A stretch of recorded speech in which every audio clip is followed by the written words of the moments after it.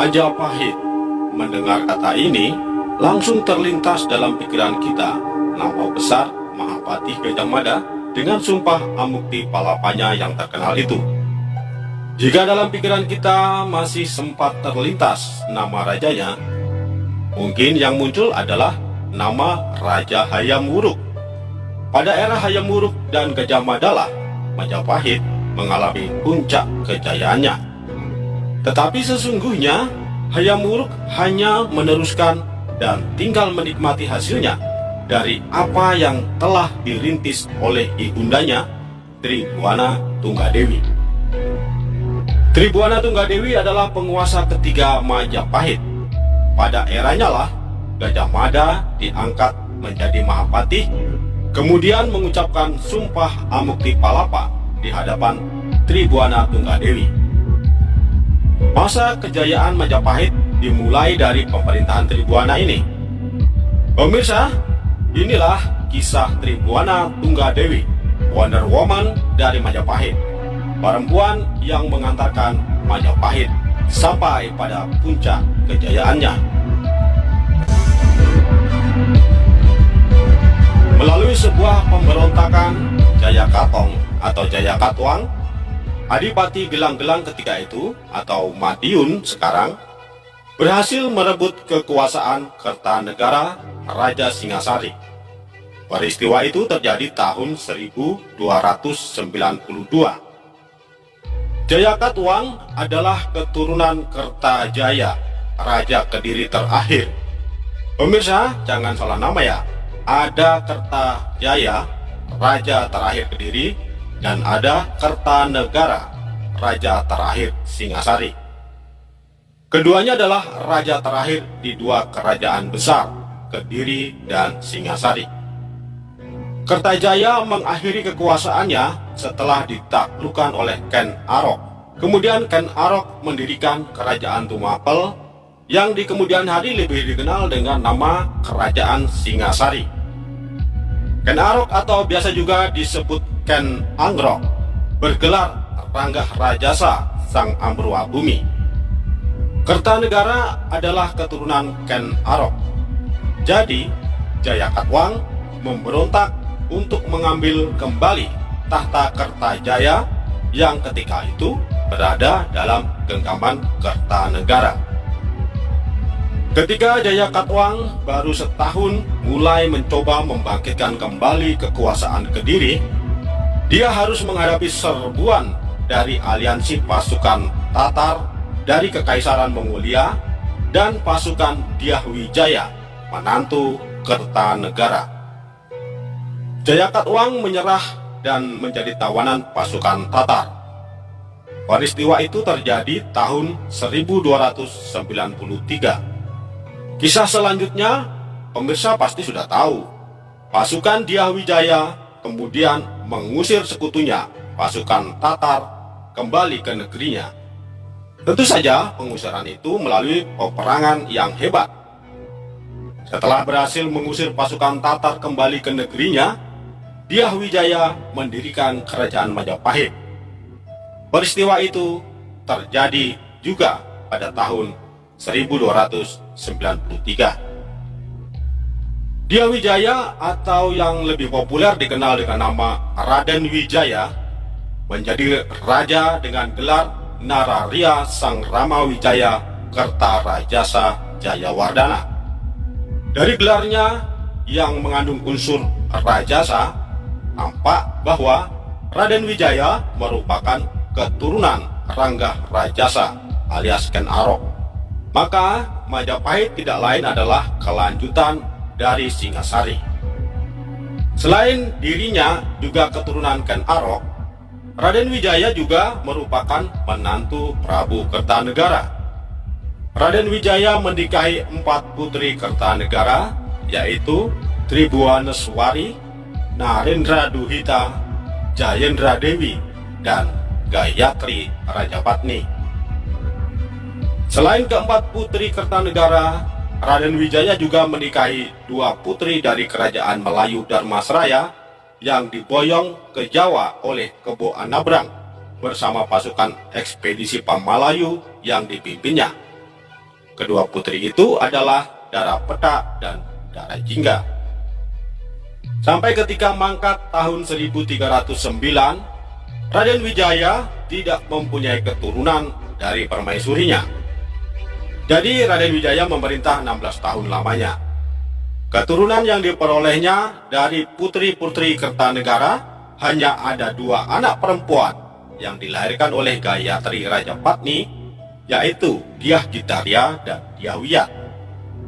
Raden Wijaya mempunyai seorang anak laki-laki yang dilahirkan oleh Dara Petak, yaitu Jayanegara. Jayanegara kemudian ditunjuk untuk meneruskan tahta. Ketika itu, Jayanegara masih berusia 15 tahun. Jayanegara menyandang gelar Wiranda Gopala Sri Sundara Pandya Dewa Adiswara tanpa menyertakan unsur rajasa di dalamnya. Sementara itu, Dyah Gitaria diangkat menjadi Rani di Kahuripan atau Sidoarjo sekarang dengan gelar Bre Kahuripan. Sedangkan Dyah Wiyat diangkat menjadi Rani di Daha atau Kediri dengan gelar Bre Daha. Keraton Kahuripan dan Keraton Daha adalah vasal dari Majapahit.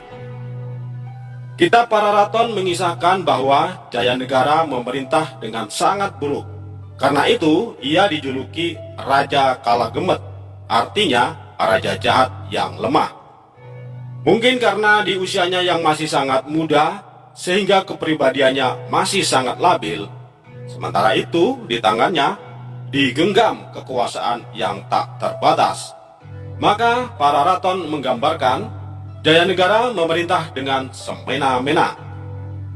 Situasinya diperburuk lagi oleh ulah penasihat utamanya yang mengincar posisi Mahapati dengan cara mengadu domba antar pembesar kerajaan dan memberikan informasi bohong kepada raja untuk menjatuhkan para pesaingnya.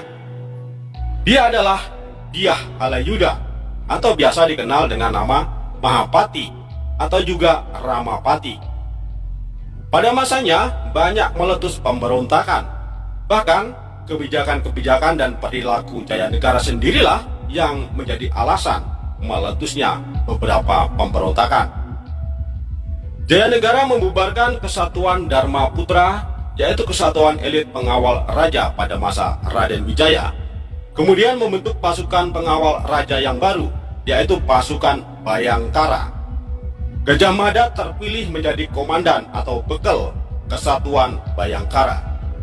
Dharma Putra dibubarkan karena beberapa personilnya terlibat pemberontakan. Salah satu pemberontakan yang paling berbahaya yang dilakukan oleh mantan personel Dharma Putra adalah pemberontakan Rakuti dan Rasemi.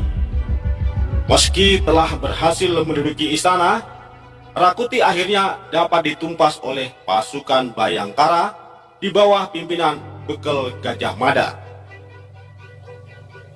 Pararaton mengisahkan Jayanegara sangat paranoid, takut kehilangan tahtanya, sehingga dia tidak segan-segan bertindak kejam kepada siapa saja yang dianggapnya sebagai ancaman.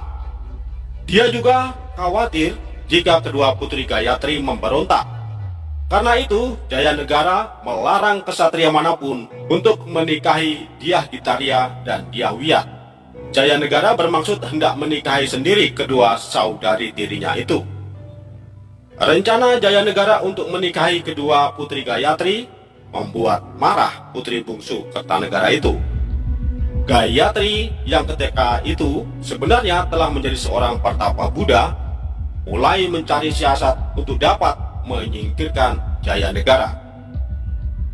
Gajah Mada sesungguhnya adalah loyalis Gayatri yang disusupkan ke istana Majapahit, yang kemudian menjadi orang kepercayaan Jayanegara. Ketika Gajah Mada berhasil mengembalikan tahta Majapahit dari Rakuti kepada Jayanegara, Gajah Mada semakin dipercayai oleh Jayanegara. Ia mendapat promosi jabatan menjadi Patih Kahuripan dan Patih Daha. Maksud Jayanegara agar Gajah Mada dapat mengendalikan dan mengawasi sepak terjang kedua putri Gayatri itu. Tetapi bagi Gayatri, masuknya Gajah Mada ke dalam lingkarannya justru menjadi kesempatan terbaik baginya untuk menyingkirkan Jayanegara, kemudian mendudukkan putrinya di singgasana Majapahit tanpa harus memberontak kepada Jayanegara. Gajah Mada yang diserahi tugas untuk melaksanakan rencana itu. Sementara itu, kelakuan Jayanegara semakin tidak terkendali. Ia sering melakukan perbuatan yang tidak senonoh kepada istri-istri abdinya. Suatu saat, Ratanca mendatangi Gajah Mada, mengadukan kelakuan tidak senonoh Jayanegara kepada istrinya. Maksud Ratanca agar Gajah Mada bersedia mendukung dirinya melawan Jayanegara. Namun di luar dugaan, Gajah Mada bukannya mendukung Ratanca, melainkan justru mengintimidasi dan mengancam Ratanca akan memperkarakannya ke pengadilan karena Ratanca telah mencemarkan nama baik raja. Melihat reaksi Gajah Mada seperti itu membuat Ratanca semakin terancam. Ia marah, tetapi tidak dapat berbuat apa-apa. Ratanca sendiri adalah tabib kerajaan, bekas anggota Dharma Putra, yang kemudian bersama Gajah Mada menjadi anggota Bayangkara. Bersama Gajah Mada, Ratanca ikut dalam misi penyelamatan Jayanegara ke desa Bedander ketika Rakuti berhasil menduduki istana. Ketika Gajah Mada diangkat menjadi patih di Kahuripan dan di Daha, Ratanca menggantikannya menjadi pengawal pribadi Jayanegara sekaligus menjadi tabib pribadi raja. Gegara mengadu kepada Gajah Mada, Ratanca justru merasa semakin tertekan dan terancam. Ia bermaksud ingin menghabisi sang raja seorang diri. Kesempatan yang ditunggu-tunggu Ratanca tiba. Ketika raja memintanya untuk mengobati bisul yang dideritanya, Ratanca menghabisi sang raja dengan tangannya sendiri. Setelah menghabisi Jayanegara, Ratanca menyerahkan diri kepada Gajah Mada. Namun, Gajah Mada bukannya menangkap dan menahan Ratanca untuk dihadapkan ke pengadilan, tetapi justru menghabisinya seketika itu di tempat. Dengan tindakannya itu, banyak ahli berpendapat bahwa Gajah Mada memang sengaja mengkondisikan agar Tanca melakukan kenekatan untuk menghabisi Jayanegara. Kemudian, Gajah Mada langsung mengeksekusi Ratanca tanpa melalui proses peradilan agar Ratanca tidak membuka suara di pengadilan. Dengan demikian, Gajah Mada dan Gayatri tidak tercitrakan sebagai perebut kekuasaan raja. Peristiwa itu terjadi tahun 1328. Jayanegara meninggal tanpa memiliki keturunan. Gayatri kemudian ditunjuk untuk melanjutkan tahta Majapahit. Karena Gayatri telah memilih untuk hidup sebagai pertapa Buddha, ia menunjuk putri sulungnya, Dyah Gitaria, untuk memerintah atas namanya. Maka dinobatkanlah Dyah Gitaria menjadi Raja Putri Maharani Majapahit. Namun sebelum Dyah Gitaria dinobatkan, Gayatri menugaskan Gajah Mada untuk mencarikan suami bagi kedua putrinya. Gajah Mada menggelar sayembara bagi para ksatria untuk dapat menjadi suami bagi Dyah Gitaria dan Dyah Wiyat. Dari sayembara itu kemudian Dyah Gitaria mendapatkan suami Bre Tumapel yang bernama Cakradara Kertawardhana. Sedangkan Dyah Wiyat mendapatkan suami Bre Wengker yang bernama Kudamarta Wijaya Rajasa.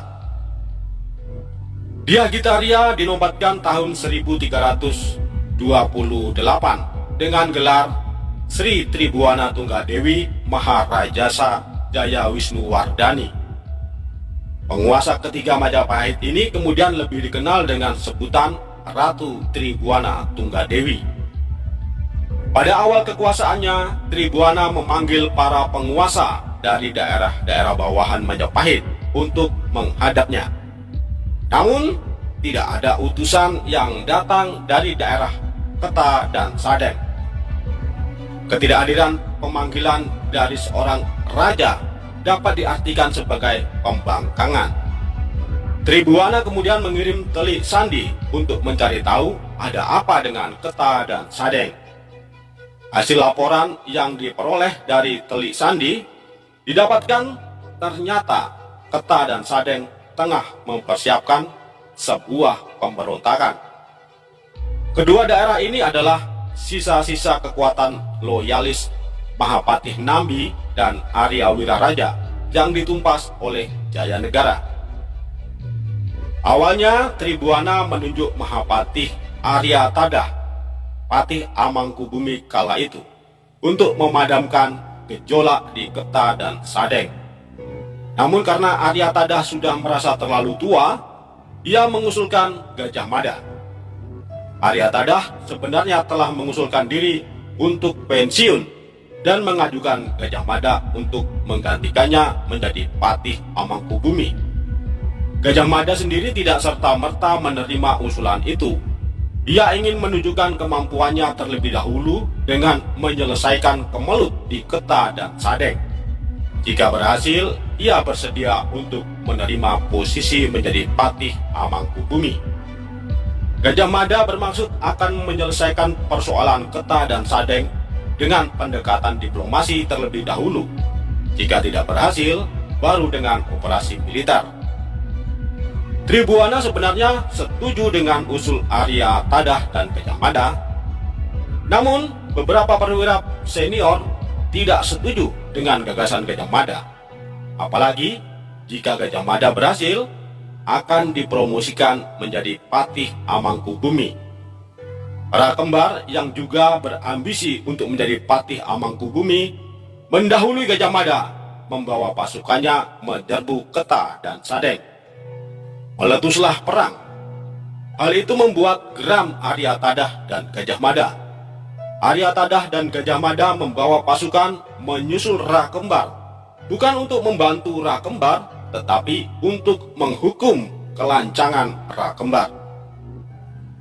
Melihat telah meletus perang, sementara di kalangan para perwiranya terjadi perselisihan, Tribhuwana akhirnya memutuskan untuk terjun sendiri ke medan perang memimpin pasukan Majapahit.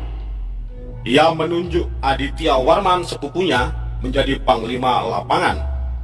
Turunnya Tribhuwana dan Aditya Warman ke medan perang membuat pasukan Majapahit kembali menjadi solid. Keta dan Sadeng dapat dibereskan dalam waktu yang singkat. Seusai pulang dari Keta dan Sadeng dengan membawa kemenangan yang gemilang, Tribhuwana menganugerahkan penghargaan kepada mereka yang turut andil dalam perang tersebut. Ra Kembar mendapat promosi menjadi panglima pasukan perang Majapahit.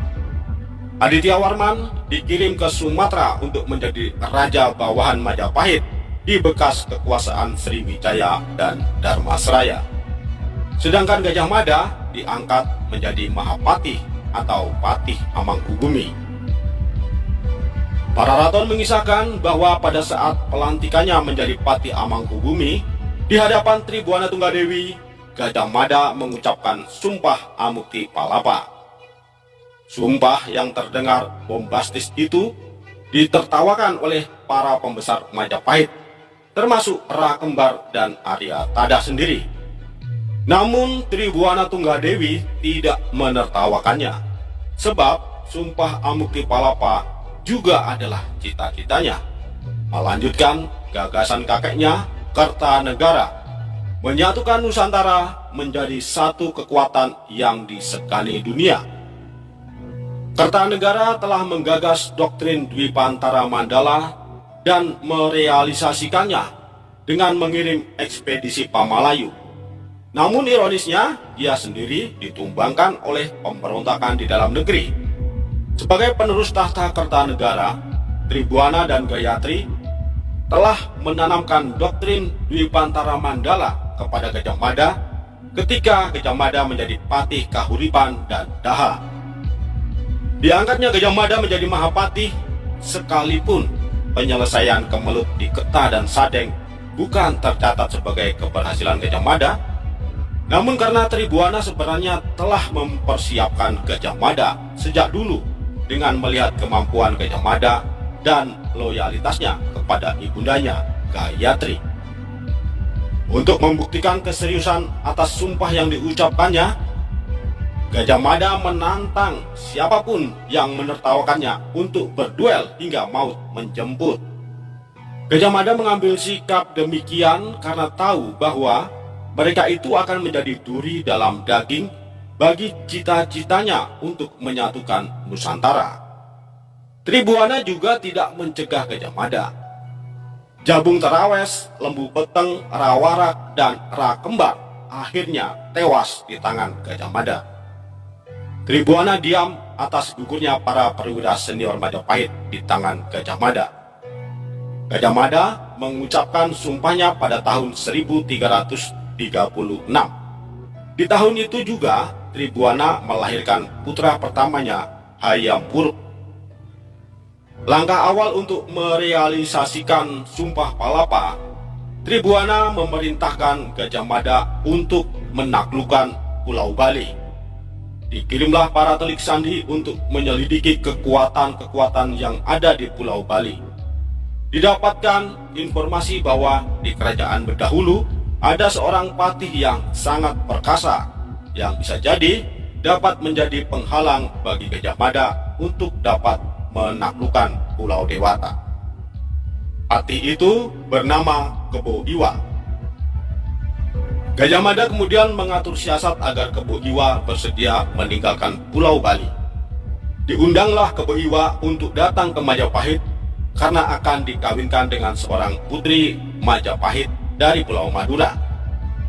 Kebo Iwa akhirnya terpancing untuk meninggalkan Pulau Bali, datang ke Majapahit. Singkat cerita, Kebo Iwa dapat dibereskan oleh Gajah Mada, bukan karena Kebo Iwa kalah olehnya, melainkan mengalah demi cita-cita besar Gajah Mada. Invasi ke Bali dipimpin langsung oleh Gajah Mada, namun tidak mudah bagi Gajah Mada untuk menaklukkan pulau itu. Melihat kesulitan yang dihadapi oleh Gajah Mada, Tribuana memerintahkan Aditya Warman untuk ke Bali membantu Gajah Mada, padahal ketika itu Aditya Warman sedang berada di Sumatera. Pergilah Aditya Warman ke Bali bersama dengan pasukannya. Bali dikepung dari dua arah oleh pasukan Aditya Warman dan pasukan Gajah Mada. Akhirnya Bali dapat ditaklukkan. Di bawah kekuasaan Tribuana, Majapahit telah melebarkan wilayahnya sampai ke Bali dan Sumatera. Target berikutnya adalah Pulau Kalimantan. Namun karena kedudukan Gajah Mada sebagai patih Amangkubumi bukan hanya urusan perang saja, melainkan sebagai penggerak roda pemerintahan atau Perdana Menteri, rintisan ekspansi ke Kalimantan diserahkan kepada Empu Nala. Empu Nala adalah Laksamana Angkatan Laut Majapahit. Empu Nala berhasil menaklukkan kerajaan Nan Sarunai di Kalimantan Selatan, kemudian mendirikan kerajaan-kerajaan baru sebagai bawahan Majapahit di pulau itu. Ekspansi berikutnya di masa pemerintahan Tribuana adalah penaklukan kerajaan Dompu di Pulau Sumbawa yang dipimpin oleh Gajah Mada dan didampingi Empu Nala. Pemirsa, sekalipun hanyalah seorang perempuan dan memerintah hanya atas nama ibunya, Ratu Tribuana Tunggadewi sangat agresif seperti kakeknya Kertanegara. Namun karena legitimasi kepemimpinannya terikat dengan ibunya Gayatri Rajapatni, ketika Gayatri meninggal, Tribuana pun harus meletakkan mahkotanya. Gayatri meninggal tahun 1350. Setahun kemudian, tahun 1351, Tribuana meletakkan mahkotanya dan digantikan oleh putranya Hayam Wuruk. Hayam Wuruk naik tata dengan gelar Sri Rajasa Nagara ketika usianya masih sangat muda, yaitu umur 15 tahun. Karena usianya masih sangat muda, masih labil kepribadiannya, sangat berbahaya jika menggenggam kekuasaan yang sangat besar. Khawatirnya seperti Jayanegara, Tribhuwana tidak membiarkan Hayam Wuruk memerintah dengan keputusannya sendiri. Tribhuwana membentuk Dewan Sabta Prabu, yaitu Dewan Penasihat Raja yang terdiri dari orang-orang senior dari anggota keluarga kerajaan. Dewan itu dipimpin sendiri oleh Tribhuwana. Raja tidak dapat membuat kebijakan-kebijakan sendiri tanpa persetujuan Dewan Sabta Prabu. Secara de facto, sesungguhnya Tribhuwana lah yang menentukan kebijakan-kebijakan penting, sekalipun rajanya adalah Hayam Wuruk. Selain itu, roda pemerintahan dijalankan oleh Mahapati Gajah Mada, bertindak sebagai Perdana Menteri. Semasa Tribhuwana masih hidup, ekspansi Majapahit ke pulau-pulau di luar Jawa berjalan terus. Sejarah mencatat di bawah pemerintahan Raja Hayam Wuruk dengan Perdana Menterinya Gajah Mada, Majapahit mencapai puncak kejayaannya. Gajah Mada wafat tahun 1364. Walaupun Gajah Mada telah mangkat ketika Tribhuwana Tunggadewi masih hidup, kekuasaan Majapahit masih kokoh tertancap di bumi Nusantara. Namun, sepeninggal Tribhuwana, Majapahit berangsur-angsur mengalami kemunduran. Tribhuwana Tunggadewi tutup usia pada tahun 1371. Tak dapat disangkal, di balik capaian-capaian Hayam Wuruk, sesungguhnya karena ada ibundanya, Tribhuwana Tunggadewi. Sepeninggal Tribhuwana, benih-benih perpecahan yang menjadi sebab bagi kemunduran Majapahit mulai bermunculan di dalam keluarga kerajaan. Bri Wirabumi, anak kandung Hayam Wuruk dari selirnya, menguasai keraton timur, berhadapan dalam sebuah perang yang disebut Perang Paragrek, melawan menantu Hayam Wuruk, Wikramawardhana, yang menjadi raja di keraton barat. Sejak saat itu, Surya Majapahit menuju senjakala. Pemirsa, demikianlah kisah di seputar Tribhuwana Tunggadewi, Wonder Woman dari Majapahit. Mohon maaf jika ada kekurangan maupun kekeliruan dalam narasi yang admin sajikan. Tuliskan dalam kolom komentar jika Anda mempunyai pendapat yang berbeda. Bagikan video ini kepada sahabat dan kenalan Anda jika menurut Anda ada manfaatnya. Wassalam, rahayu, semoga Tuhan memberkati. Majapahit. Mendengar kata ini, langsung terlintas dalam pikiran kita nama besar Mahapati Gajah Mada dengan sumpah Amukti Palapanya yang terkenal itu. Jika dalam pikiran kita masih sempat terlintas nama rajanya, mungkin yang muncul adalah nama Raja Hayam Wuruk. Pada era Hayam Wuruk dan Gajah Mada lah Majapahit mengalami puncak kejayaannya. Tetapi sesungguhnya Hayam Wuruk hanya meneruskan dan tinggal menikmati hasilnya dari apa yang telah dirintis oleh ibundanya Tribhuwana Tunggadewi. Tribhuwana Tunggadewi adalah penguasa ketiga Majapahit. Pada eranya lah Gajah Mada diangkat menjadi Mahapati, kemudian mengucapkan sumpah Amukti Palapa di hadapan Tribhuwana Tunggadewi. Masa kejayaan Majapahit dimulai dari pemerintahan Tribhuwana ini. Pemirsa, inilah kisah Tribhuwana Tunggadewi, Wonder Woman dari Majapahit, perempuan yang mengantarkan Majapahit sampai pada puncak kejayaannya. Melalui sebuah pemberontakan Jayakatong atau Jayakatwang, Adipati Gelang-Gelang ketika itu atau Madiun sekarang berhasil merebut kekuasaan Kertanegara Raja Singasari. Peristiwa itu terjadi tahun 1292.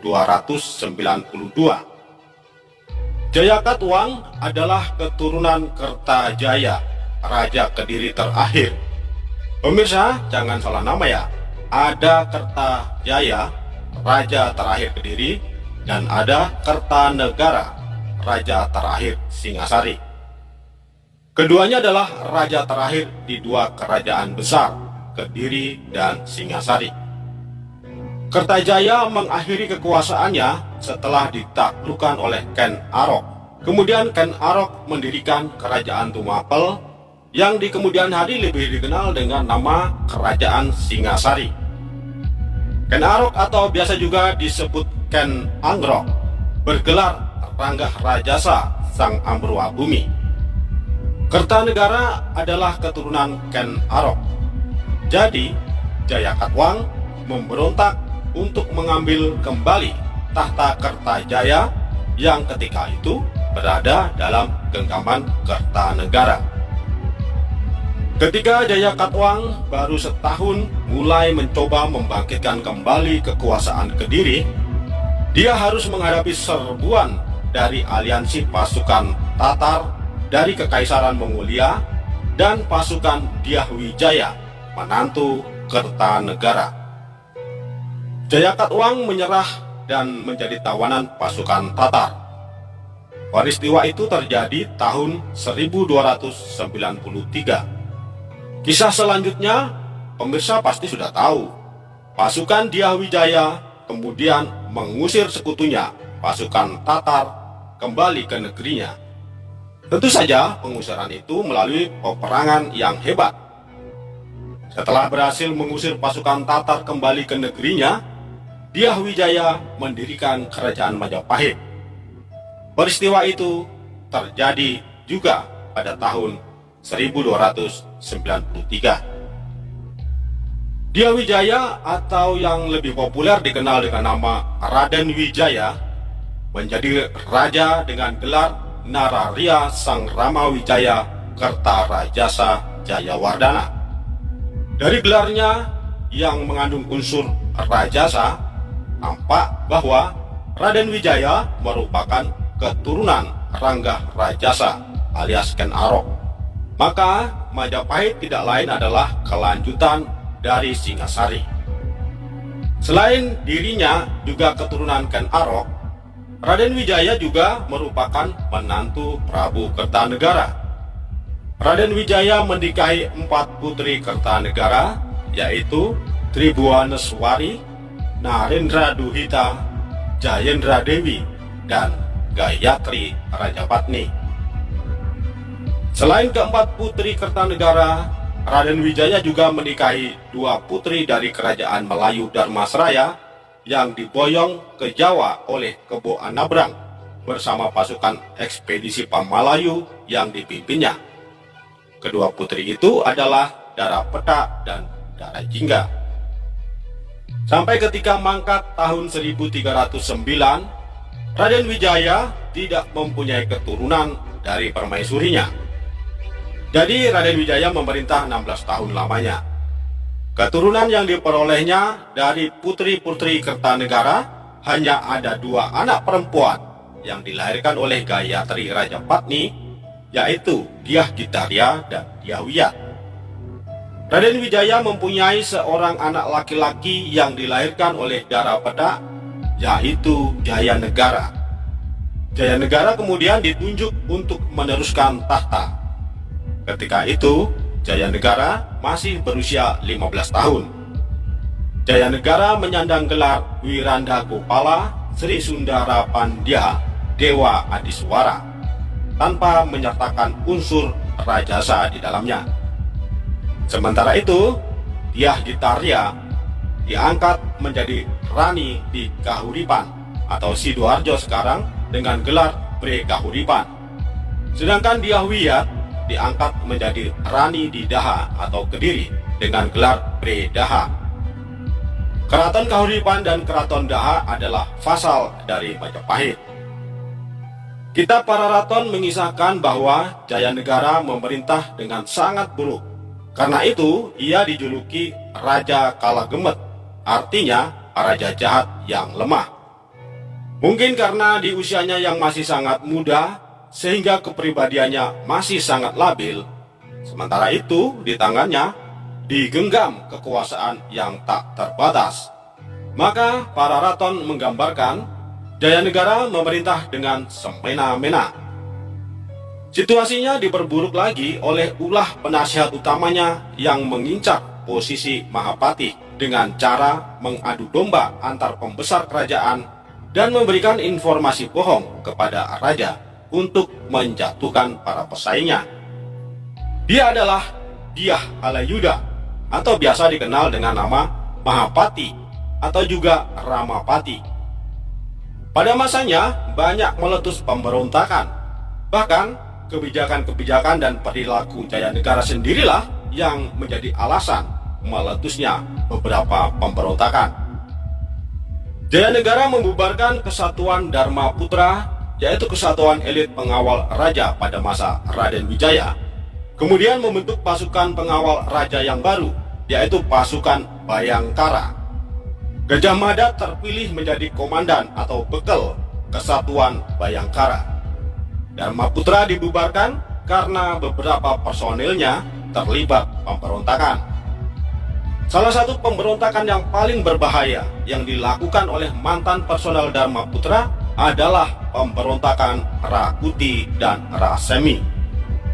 Meski telah berhasil menduduki istana, Rakuti akhirnya dapat ditumpas oleh pasukan Bayangkara di bawah pimpinan bekal Gajah Mada. Para raton mengisahkan Jayanegara sangat paranoid, takut kehilangan tahtanya, sehingga dia tidak segan-segan bertindak kejam kepada siapa saja yang dianggapnya sebagai ancaman. Dia juga khawatir jika kedua putri Gayatri memberontak. Karena itu, Jayanegara melarang kesatria manapun untuk menikahi Dyah Ditarya dan Dyah Wiyat. Jayanegara bermaksud hendak menikahi sendiri kedua saudari tirinya itu. Rencana Jayanegara untuk menikahi kedua putri Gayatri membuat marah putri bungsu Kertanegara itu. Gayatri yang ketika itu sebenarnya telah menjadi seorang pertapa Buddha, mulai mencari siasat untuk dapat menyingkirkan Jayanegara. Gajah Mada sesungguhnya adalah loyalis Gayatri yang disusupkan ke istana Majapahit, yang kemudian menjadi orang kepercayaan Jayanegara. Ketika Gajah Mada berhasil mengembalikan tahta Majapahit dari Rakuti kepada Jayanegara, Gajah Mada semakin dipercayai oleh Jayanegara. Ia mendapat promosi jabatan menjadi Patih Kahuripan dan Patih Daha. Maksud Jayanegara agar Gajah Mada dapat mengendalikan dan mengawasi sepak terjang kedua putri Gayatri itu. Tetapi bagi Gayatri, masuknya Gajah Mada ke dalam lingkarannya justru menjadi kesempatan terbaik baginya untuk menyingkirkan Jayanegara, kemudian mendudukkan putrinya di singgasana Majapahit tanpa harus memberontak kepada Jayanegara. Gajah Mada yang diserahi tugas untuk melaksanakan rencana itu. Sementara itu, kelakuan Jayanegara semakin tidak terkendali. Ia sering melakukan perbuatan yang tidak senonoh kepada istri-istri abdinya. Suatu saat, Ratanca mendatangi Gajah Mada, mengadukan kelakuan tidak senonoh Jayanegara kepada istrinya. Maksud Ratanca agar Gajah Mada bersedia mendukung dirinya melawan Jayanegara. Namun di luar dugaan, Gajah Mada bukannya mendukung Ratanca, melainkan justru mengintimidasi dan mengancam Ratanca akan memperkarakannya ke pengadilan karena Ratanca telah mencemarkan nama baik raja. Melihat reaksi Gajah Mada seperti itu membuat Ratanca semakin terancam. Ia marah, tetapi tidak dapat berbuat apa-apa. Ratanca sendiri adalah tabib kerajaan, bekas anggota Dharma Putra, yang kemudian bersama Gajah Mada menjadi anggota Bayangkara. Bersama Gajah Mada, Ratanca ikut dalam misi penyelamatan Jayanegara ke desa Bedander ketika Rakuti berhasil menduduki istana. Ketika Gajah Mada diangkat menjadi patih di Kahuripan dan di Daha, Ratanca menggantikannya menjadi pengawal pribadi Jayanegara sekaligus menjadi tabib pribadi raja. Gegara mengadu kepada Gajah Mada, Ratanca justru merasa semakin tertekan dan terancam. Ia bermaksud ingin menghabisi sang raja seorang diri. Kesempatan yang ditunggu-tunggu Ratanca tiba. Ketika raja memintanya untuk mengobati bisul yang dideritanya, Ratanca menghabisi sang raja dengan tangannya sendiri. Setelah menghabisi Jayanegara, Ratanca menyerahkan diri kepada Gajah Mada. Namun, Gajah Mada bukannya menangkap dan menahan Ratanca untuk dihadapkan ke pengadilan, tetapi justru menghabisinya seketika itu di tempat. Dengan tindakannya itu, banyak ahli berpendapat bahwa Gajah Mada memang sengaja mengkondisikan agar Tanca melakukan kenekatan untuk menghabisi Jayanegara. Kemudian Gajah Mada langsung mengeksekusi Ratanca tanpa melalui proses peradilan agar Ratanca tidak membuka suara di pengadilan. Dengan demikian, Gajah Mada dan Gayatri tidak tercitrakan sebagai perebut kekuasaan raja. Peristiwa itu terjadi tahun 1328. Jayanegara meninggal tanpa memiliki keturunan. Gayatri kemudian ditunjuk untuk melanjutkan tahta Majapahit. Karena Gayatri telah memilih untuk hidup sebagai pertapa Buddha, ia menunjuk putri sulungnya, Dyah Gitaria, untuk memerintah atas namanya. Maka dinobatkanlah Dyah Gitaria menjadi Raja Putri Maharani Majapahit. Namun sebelum Dyah Gitaria dinobatkan, Gayatri menugaskan Gajah Mada untuk mencarikan suami bagi kedua putrinya. Gajah Mada menggelar sayembara bagi para ksatria untuk dapat menjadi suami bagi Dyah Gitaria dan Dyah Wiyat. Dari sayembara itu kemudian Dyah Gitaria mendapatkan suami Bre Tumapel yang bernama Cakradara Kertawardhana. Sedangkan Dyah Wiyat mendapatkan suami Bre Wengker yang bernama Kudamerta Wijaya Rajasa. Dyah Gitaria dinobatkan tahun 1328 dengan gelar Sri Tribuana Tunggadewi Maharajasa Jaya Wisnuwardhani. Penguasa ketiga Majapahit ini kemudian lebih dikenal dengan sebutan Ratu Tribuana Tunggadewi. Pada awal kekuasaannya, Tribuana memanggil para penguasa dari daerah-daerah bawahan Majapahit untuk menghadapnya. Namun, tidak ada utusan yang datang dari daerah Keta dan Sadeng. Ketidakhadiran pemanggilan dari seorang raja dapat diartikan sebagai pembangkangan. Tribuana kemudian mengirim Telik Sandi untuk mencari tahu ada apa dengan Keta dan Sadeng. Hasil laporan yang diperoleh dari Telik Sandi didapatkan ternyata Keta dan Sadeng tengah mempersiapkan sebuah pemberontakan.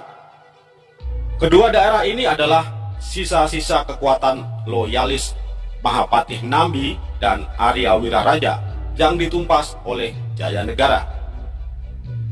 Awalnya Tribuana menunjuk Mahapatih Arya Tadah, Patih Amangkubumi kala itu, untuk memadamkan gejolak di Keta dan Sadeng. Namun karena Arya Tadah sudah merasa terlalu tua, ia mengusulkan Gajah Mada. Arya Tadah sebenarnya telah mengusulkan diri untuk pensiun dan mengajukan Gajah Mada untuk menggantikannya menjadi Patih Amangkubumi. Gajah Mada sendiri tidak serta-merta menerima usulan itu. Ia ingin menunjukkan kemampuannya terlebih dahulu dengan menyelesaikan kemelut di Keta dan Sadeng. Jika berhasil, ia bersedia untuk menerima posisi menjadi Patih Amangkubumi. Gajah Mada bermaksud akan menyelesaikan persoalan Keta dan Sadeng dengan pendekatan diplomasi terlebih dahulu. Jika tidak berhasil, baru dengan operasi militer.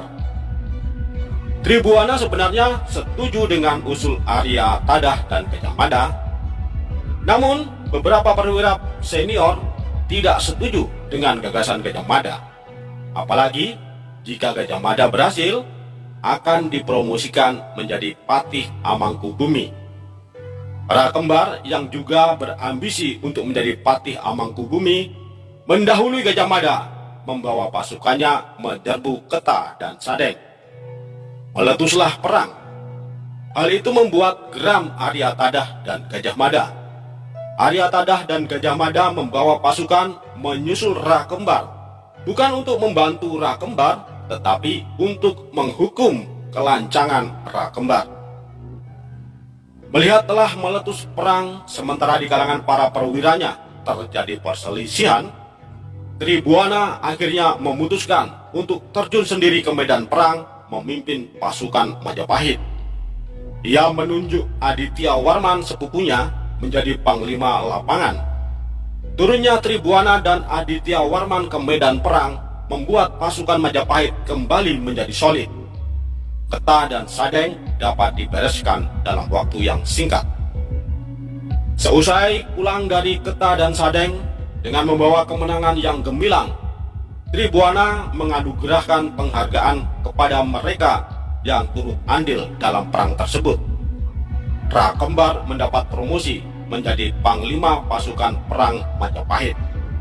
Aditya Warman dikirim ke Sumatera untuk menjadi raja bawahan Majapahit di bekas kekuasaan Sriwijaya dan Dharmasraya. Sedangkan Gajah Mada diangkat menjadi Mahapatih atau Patih Amangkubumi. Para raton mengisahkan bahwa pada saat pelantikannya menjadi Patih Amangkubumi, di hadapan Tribuana Tunggadewi, Gajah Mada mengucapkan Sumpah Amukti Palapa. Sumpah yang terdengar bombastis itu ditertawakan oleh para pembesar Majapahit, termasuk Ra Kembar dan Arya Tadah sendiri. Namun Tribuana Tunggadewi tidak menertawakannya, sebab Sumpah Amukti Palapa juga adalah cita-citanya. Melanjutkan gagasan kakeknya, Kertanegara, menyatukan Nusantara menjadi satu kekuatan yang disegani dunia. Kertanegara telah menggagas doktrin Dwipantara Mandala dan merealisasikannya dengan mengirim ekspedisi Pamalayu. Namun ironisnya, ia sendiri ditumbangkan oleh pemberontakan di dalam negeri. Sebagai penerus tahta Kertanegara, Tribuana dan Gayatri telah menanamkan doktrin Dwipantara Mandala kepada Gajah Mada ketika Gajah Mada menjadi Patih Kahuripan dan Daha. Diangkatnya Gajah Mada menjadi Mahapatih, sekalipun penyelesaian kemelut di Keta dan Sadeng bukan tercatat sebagai keberhasilan Gajah Mada, namun karena Tribuana sebenarnya telah mempersiapkan Gajah Mada sejak dulu dengan melihat kemampuan Gajah Mada dan loyalitasnya kepada ibundanya Gayatri. Untuk membuktikan keseriusan atas sumpah yang diucapkannya, Gajah Mada menantang siapapun yang menertawakannya untuk berduel hingga maut menjemput. Gajah Mada mengambil sikap demikian karena tahu bahwa mereka itu akan menjadi duri dalam daging bagi cita-citanya untuk menyatukan Nusantara. Tribuana juga tidak mencegah Gajah Mada. Jabung Terawes, Lembu Peteng, Rawarak, dan Ra Kembar akhirnya tewas di tangan Gajah Mada. Tribuana diam atas gugurnya para perwira senior Majapahit di tangan Gajah Mada. Gajah Mada mengucapkan sumpahnya pada tahun 1336. Di tahun itu juga Tribuana melahirkan putra pertamanya, Hayam Wuruk. Langkah awal untuk merealisasikan Sumpah Palapa, Tribuana memerintahkan Gajah Mada untuk menaklukkan Pulau Bali. Dikirimlah para telik sandi untuk menyelidiki kekuatan-kekuatan yang ada di Pulau Bali. Didapatkan informasi bahwa di kerajaan berdahulu ada seorang patih yang sangat perkasa, yang bisa jadi dapat menjadi penghalang bagi Gajah Mada untuk dapat menaklukkan Pulau Dewata. Patih itu bernama Kebo Iwa. Gajah Mada kemudian mengatur siasat agar Kebo Iwa bersedia meninggalkan Pulau Bali. Diundanglah Kebo Iwa untuk datang ke Majapahit karena akan dikawinkan dengan seorang putri Majapahit dari Pulau Madura. Kebo Iwa akhirnya terpancing untuk meninggalkan Pulau Bali, datang ke Majapahit. Singkat cerita, Kebo Iwa dapat dibereskan oleh Gajah Mada, bukan karena Kebo Iwa kalah olehnya, melainkan mengalah demi cita-cita besar Gajah Mada. Invasi ke Bali dipimpin langsung oleh Gajah Mada. Namun tidak mudah bagi Gajah Mada untuk menaklukkan pulau itu. Melihat kesulitan yang dihadapi oleh Gajah Mada, Tribhuwana memerintahkan Aditya Warman untuk ke Bali membantu Gajah Mada, padahal ketika itu Aditya Warman sedang berada di Sumatera. Pergilah Aditya Warman ke Bali bersama dengan pasukannya. Bali dikepung dari dua arah oleh pasukan Aditya Warman dan pasukan Gajah Mada. Akhirnya Bali dapat ditaklukkan. Di bawah kekuasaan Tribhuwana, Majapahit telah melebarkan wilayahnya sampai ke Bali dan Sumatera. Target berikutnya adalah Pulau Kalimantan. Namun karena kedudukan Gajah Mada sebagai Patih Amangkubumi bukan hanya urusan perang saja, melainkan sebagai penggerak roda pemerintahan atau Perdana Menteri, rintisan ekspansi ke Kalimantan diserahkan kepada Empu Nala. Empu Nala adalah Laksamana Angkatan Laut Majapahit. Empu Nala berhasil menaklukkan kerajaan Nan Sarunai di Kalimantan Selatan, kemudian mendirikan kerajaan-kerajaan baru sebagai bawahan Majapahit di pulau itu. Ekspansi berikutnya di masa pemerintahan Tribhuwana adalah penaklukan kerajaan Dompu di Pulau Sumbawa yang dipimpin oleh Gajah Mada dan didampingi Empu Nala. Pemirsa, sekalipun hanyalah seorang perempuan dan memerintah hanya atas nama ibunya, Ratu Tribhuwana Tunggadewi sangat agresif seperti kakeknya Kertanegara. Namun karena legitimasi kepemimpinannya terikat dengan ibunya Gayatri Rajapatni, ketika Gayatri meninggal, Tribhuwana pun harus meletakkan mahkotanya. Gayatri meninggal tahun 1350. Setahun kemudian, tahun 1351, Tribhuwana meletakkan mahkotanya dan digantikan oleh putranya Hayam Wuruk. Hayam Wuruk naik tata dengan gelar Sri Rajasa Nagara ketika usianya masih sangat muda, yaitu umur 15 tahun. Karena usianya masih sangat muda, masih labil kepribadiannya, sangat berbahaya jika menggenggam kekuasaan yang sangat besar. Khawatirnya seperti Jayanegara, Tribhuwana tidak membiarkan Hayam Wuruk memerintah dengan keputusannya sendiri. Tribhuwana membentuk Dewan Sabta Prabu, yaitu Dewan Penasihat Raja yang terdiri dari orang-orang senior dari anggota keluarga kerajaan. Dewan itu dipimpin sendiri oleh Tribhuwana. Raja tidak dapat membuat kebijakan-kebijakan sendiri tanpa persetujuan Dewan Sabta Prabu. Secara de facto, sesungguhnya Tribhuwana lah yang menentukan kebijakan-kebijakan penting, sekalipun rajanya adalah Hayam Wuruk. Selain itu, roda pemerintahan dijalankan oleh Mahapati Gajah Mada, bertindak sebagai Perdana Menteri. Semasa Tribhuwana masih hidup, ekspansi Majapahit ke pulau-pulau di luar Jawa berjalan terus. Sejarah mencatat di bawah pemerintahan Raja Hayam Wuruk dengan Perdana Menterinya Gajah Mada, Majapahit mencapai puncak kejayaannya. Gajah Mada wafat tahun 1364. Walaupun Gajah Mada telah mangkat, ketika Tribhuwana Tunggadewi masih hidup, kekuasaan Majapahit masih kokoh tertancap di bumi Nusantara. Namun, sepeninggal Tribhuwana, Majapahit berangsur-angsur mengalami kemunduran. Tribhuwana Tunggadewi tutup usia pada tahun 1371. Tak dapat disangkal, di balik capaian-capaian Hayam Wuruk, sesungguhnya karena ada ibundanya, Tribhuwana Tunggadewi. Sepeninggal Tribhuwana, benih-benih perpecahan yang menjadi sebab bagi kemunduran Majapahit mulai bermunculan di dalam keluarga kerajaan. Bri Wirabumi, anak kandung Hayam Wuruk dari selirnya, menguasai keraton timur, berhadapan dalam sebuah perang yang disebut Perang Paragrek, melawan menantu Hayam Wuruk, Wikramawardhana, yang menjadi raja di keraton barat. Sejak saat itu, Surya Majapahit menuju Senjakala. Pemirsa, demikianlah kisah di seputar Tribhuwana Tunggadewi, Wonder Woman dari Majapahit. Mohon maaf jika ada kekurangan maupun kekeliruan dalam narasi yang admin sajikan. Tuliskan dalam kolom komentar jika Anda mempunyai pendapat yang berbeda. Bagikan video ini kepada sahabat dan kenalan Anda jika menurut Anda ada manfaatnya. Wassalam, rahayu, semoga Tuhan memberkati.